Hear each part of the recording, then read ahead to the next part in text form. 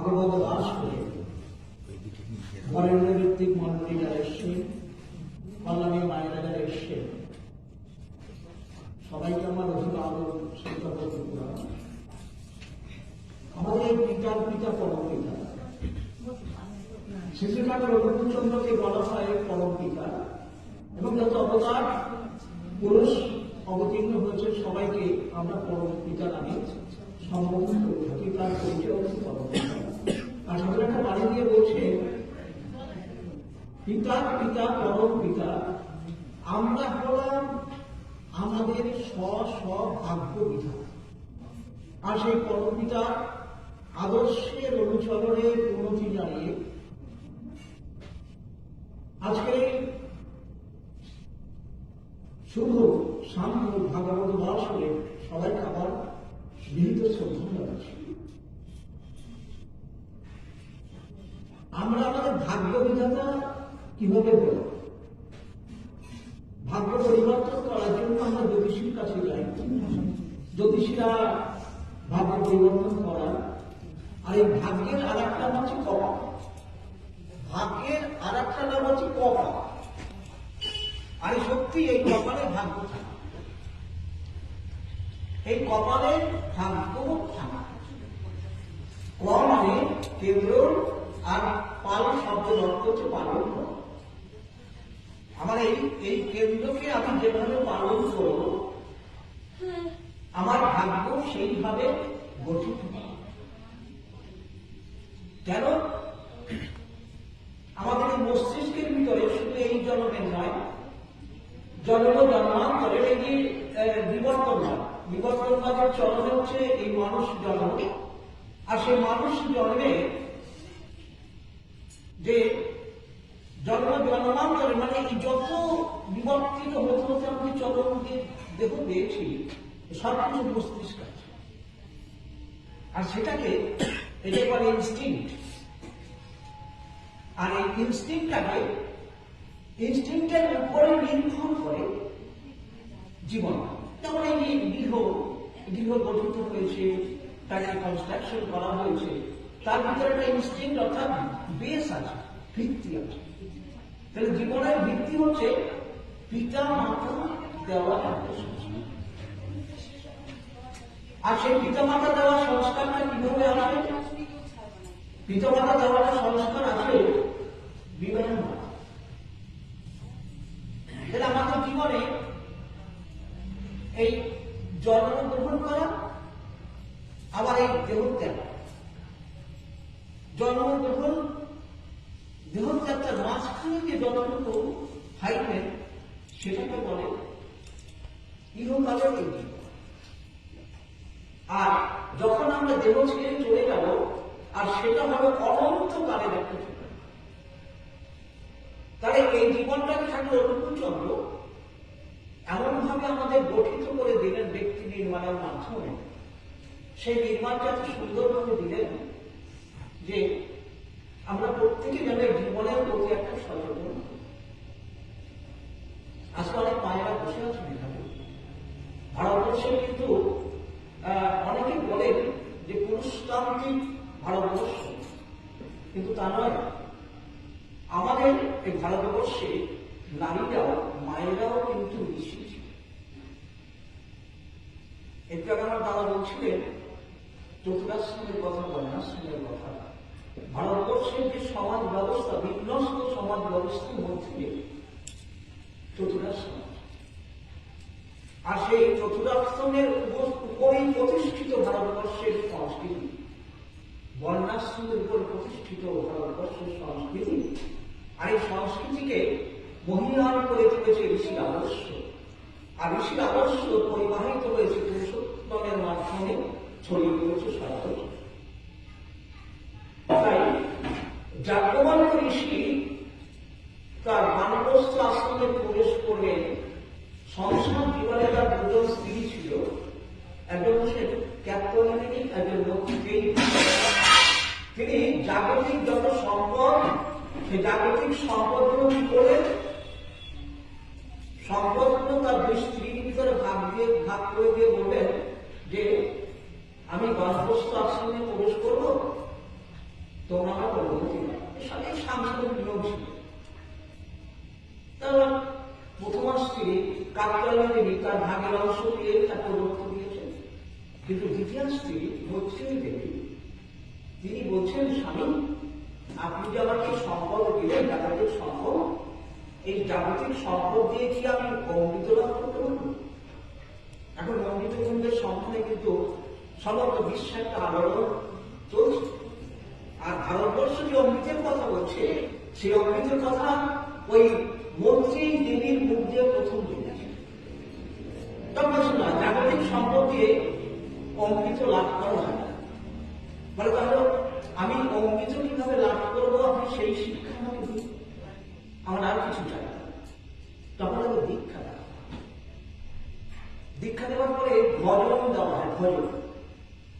ভজন করার পরে সাধন দেওয়া হয়। আর সেই সাধন ভজন করে তিনি দিব্য দৃষ্টি লাভ করে মৃত্যু থেকে কিভাবে অমৃতে পৌঁছতে হয়, অমৃত লাভ করতে হয়, সেই পরম পিতার ধাম কোথায় অবস্থান করছে তিনি সেটা সাধনা দ্বারা জানেন। জেনে সাধনা শেষ করে স্বামী প্রণাম করে বলেন, স্বামী আমি সন্ধান পেয়েছি, আমি অমৃতের সন্ধান পেয়েছি। বলছো বলো কি সন্ধান পেয়ে? তখন বলে অসাধ্য অসাধ্য গামায় তমসো মাঝে গামায় মৃত্যু মামি। আমরা অসতের মধ্যে থেকেও সঠিক পথে চলতে পারি। অন্ধকারময় জগৎ সৃষ্টি হয়েছিল, তার ভিতরে এই আলো আধারের খেলা চলছে, যে অন্ধকারের মধ্যে থেকেও যেন জ্যোতির্রাজ্যে বিচরণ করতে পারি। আর এই মৃত্যুময় জগৎ জনমানের মৃত্যু আসেনি, আর সেই মৃত্যুর ভিতর থেকেও কিন্তু আমরা যেন অমৃত আহরণ করতে পারি। আর এই ঠাকুর অনুকূল এ যুগে এসে এই বাণীটাকে আরো আরো আরো পরিশীলিত করে আমাদের সামনে উপস্থাপনা করবে। মা নিজস্ব মা যেই সাক্ষাৎ দিয়ে তো মৃত্যু বাবার নয়, বলো না এমন কিছু করো না যে করার ভিতর থেকে তোমার মৃত্যু যন্ত্রণা চলে আসে, বেরো না। এমন কিছু করতে কাউকে উৎসাহিত করো না যাতে মানুষ মৃত্যু মুখে রোগশোক ব্যতিবেলায় জর্জরিত হয়ে মৃত্যু মুখে পতিত হয়। পারো তো মৃত্যু বা অমৃত করো, মানুষকে অমৃত না। আর সেই অমৃতের সাধনা হচ্ছে তাই যেটা বলছিলাম কপাল, তাহলে কিভাবে অমৃত আসবে? আমাদের বিবাহ সংস্কার, মেয়েদের একমাত্র সংস্কার হচ্ছে বিবাহ সংস্কার। ভারতবর্ষের মেয়েদের একমাত্র সংস্কার বিবাহ সংস্কার। আর বিবাহ শব্দের অর্থ বিশেষভাবে বহন। কি বহন করবে? স্ত্রী স্বামীকে।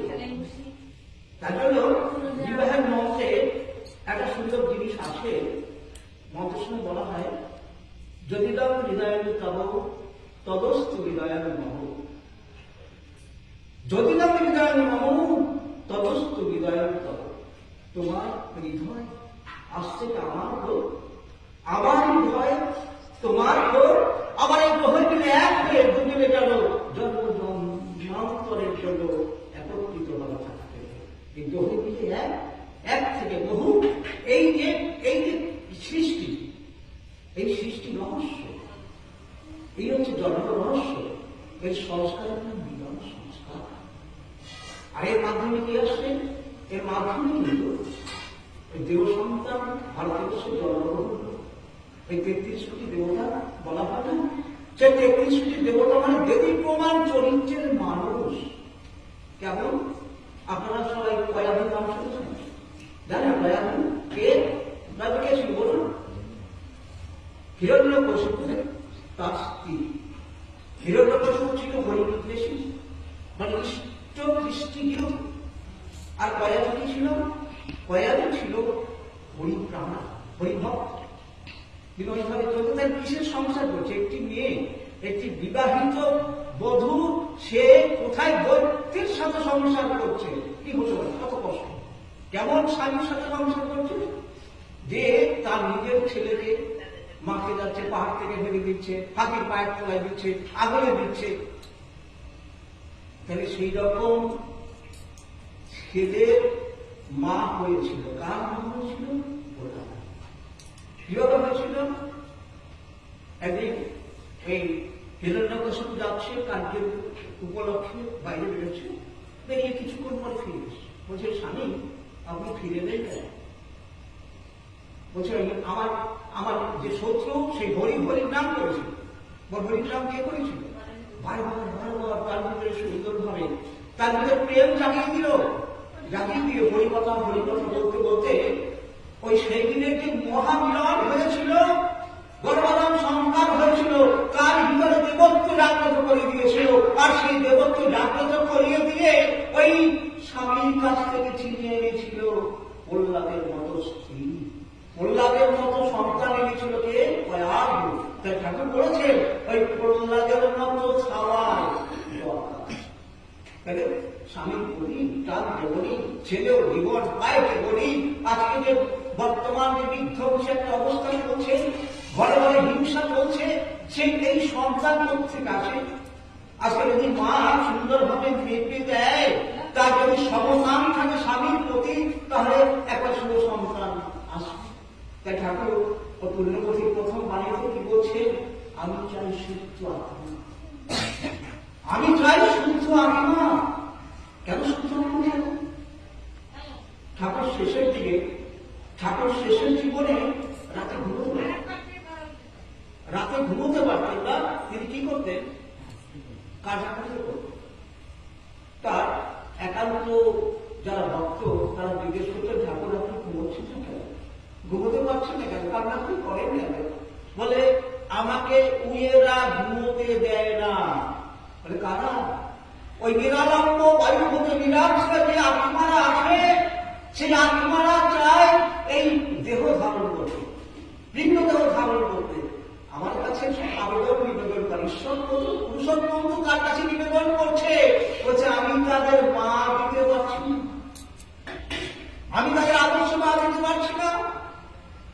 শুদ্ধ বুদ্ধ পবিত্র একটা মা দিতে পারছি না, তারা জন্মগ্রহণ করতে পারছি না। তাই জন্য আমাদের বিপদ অবস্থা, কত সুন্দর ব্যবস্থা। যদি কপাল কিভাবে নির্ধারিত হবে? কপাল নির্ধারিত হয় বিবাহের পরে একটা সংস্কার, গর্ভাধান সংস্কার। তাহলে কি করতে হবে?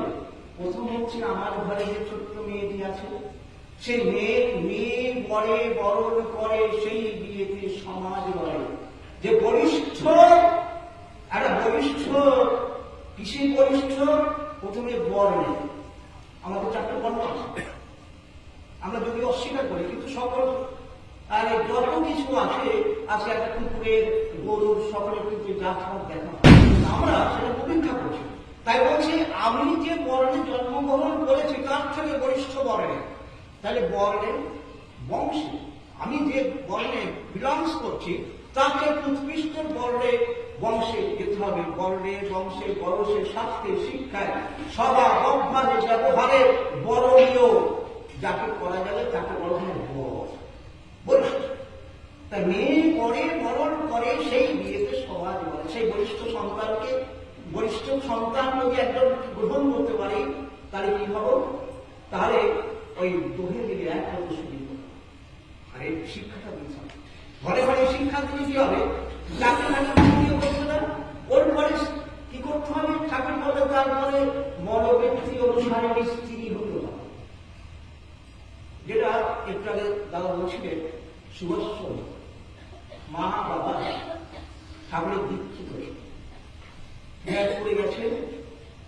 ওই প্রভাবতী দেবী সুভাষচন্দ্রের মা, তার ওই ভক্তি দেখে, তার ওই সন্তানের আদর্শ জননী দেখে একজন প্রশ্ন করেছিলেন, বস্তা যে আপনি এইভাবে এত সুন্দর একটি জনক করেন, সুভাষের বাবা বলেন, তা কি করব?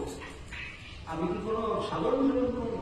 বলছে, না, আমি সাধারণ ভোজন করি না, কিন্তু আপনার ওই দীক্ষা নিয়েছি, ওই তখন পালন করি। তখন ওই মাকে জিজ্ঞেস করছেন, মোহাম্মদ দেবীকে, মা আপনি কি এত রত্নগর্ভাকে ধারণ করেছেন, সে রত্নগর্ভা পৃথিবীতে এলো কিভাবে, কি সাধন ধারণ করেছে, কি পূজার্চনা করেছে? বলে, না, আমি তো কোনো পূজার্চনা করি না, কি ওই আপনার দীক্ষা নিয়েছি, মেনে চলি। আপনি বলেছেন স্বামীর প্রতি টান জন্যই ছেলের জীবন পায় দেননি, আমি